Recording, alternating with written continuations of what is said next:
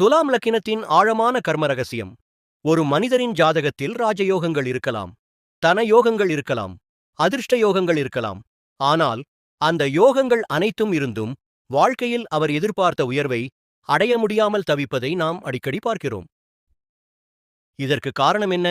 ஜோதிடம் சொல்லும் மிக ஆழமான உண்மை என்னவென்றால், ஒரு ஜாதகத்தில் யோகங்களை பார்ப்பது மட்டுமே போதாது, அந்த யோகங்கள் செயல்படுவதற்கு தடையாக இருக்கும் கிரகங்களையும் கண்டறிய வேண்டும்.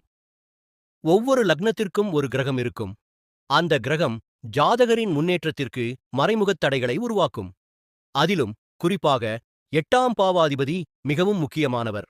8ஆம் பாவம் என்பது மறைவு, தடைகள், தாமதங்கள், எதிர்பாராத இழப்புகள், மனவேதனைகள் மற்றும் கர்ம பலன்களை குறிக்கும் இடமாகும். அதனால் 8ஆம் பாவத்தின் அதிபதி பல நேரங்களில் ஜாதகரின் வாழ்க்கையில் சவால்களை உருவாக்கும் சக்தியாக செயல்படுகிறார்.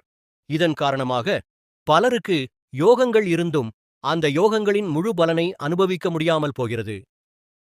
இந்த உண்மையை புரிந்து கொள்ளாமல் வெறும் யோகங்களை மட்டுமே பார்த்தால் ஜாதகத்தின் முழுமையான ரகசியம் வெளிப்படாது. உதாரணமாக, துலாம் லக்னத்தை எடுத்துக்கொள்ளலாம். துலாம் லக்னத்திற்கு 8ஆம் பாவ அதிபதி சுக்கிரன்.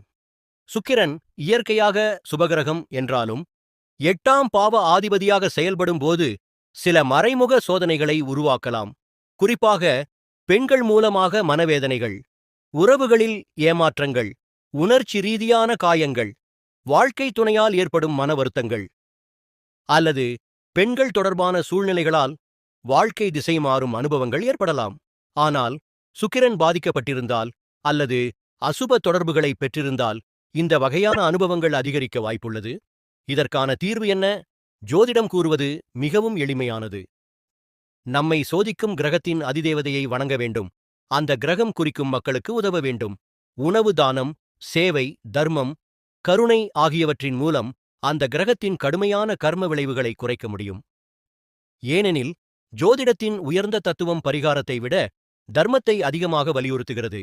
ஒரு கிரகத்தை வெல்ல முடியாது, ஆனால் அந்த கிரகத்தின் பாடத்தை புரிந்துகொண்டு வாழ கற்றுக்கொள்ள முடியும். அப்போது யோகங்களை மறைத்திருந்த தடைகள் விலக ஆரம்பிக்கும். யோகங்கள் புதிதாக உருவாகாது, ஏற்கனவே இருந்த யோகங்கள் வெளிப்பட ஆரம்பிக்கும். அதுவே ஜோதிடத்தின் ஆழமான ரகசியம். உங்கள் ஜாதகத்தில் யோகங்கள் செயல்படாமல் இருந்தால் யோகத்தை மட்டும் பார்க்காதீர்கள், அதை மறைத்து நிற்கும் கிரகத்தையும் கண்டறியுங்கள். சில நேரங்களில் முன்னேற்றத்தை தடுத்து நிறுத்துவது விதி அல்ல, நாம் இன்னும் புரிந்து கொள்ளாத கர்ம பாடம்தான்.